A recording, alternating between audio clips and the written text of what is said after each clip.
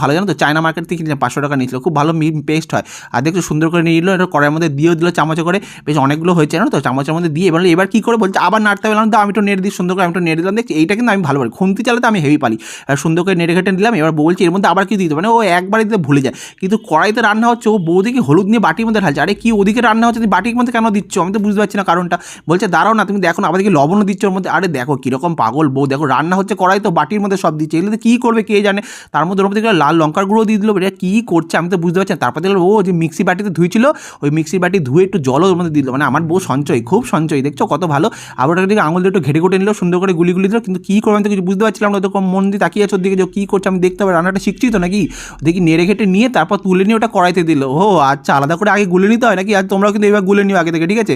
যে বউ যখন এইভাবে করে তখন তোমাদেরকে এইভাবে করতে হবে, কিন্তু ওদেরকে হাত দিয়ে কড়াই ধরে গেছে, গরম কড়াই, মানে ওর হাতে কি গরমও লাগে না নাকি, আমি তো ভয় পেয়ে যাচ্ছিলাম, কী গো আমি তো ধরলাম আমার হাত পুড়ে গেল।